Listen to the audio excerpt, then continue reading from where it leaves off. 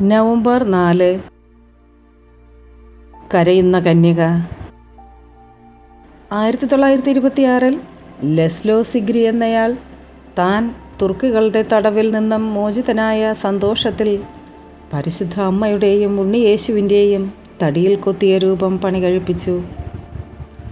November 4 ഈ ചിത്രത്തിൽ നിന്നും ഉതിർന്ന കണ്ണീർ മരണമടഞ്ഞ ഒരു കുഞ്ഞിനെ പുനർജീവിപ്പിച്ചു.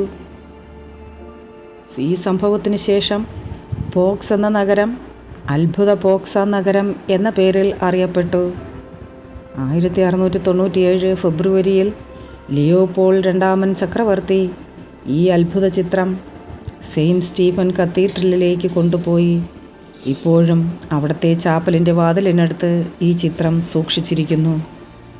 പിന്നീട് മരിയ പോക്സോയിലെ ദേവാലയത്തിലേക്ക് ഇതിൻ്റെ ഒരു ചിത്രം നൽകുകയും അത് 3 പ്രാവശ്യം കണ്ണീർ പൊഴിക്കുകയും ചെയ്തു. Ave Maria.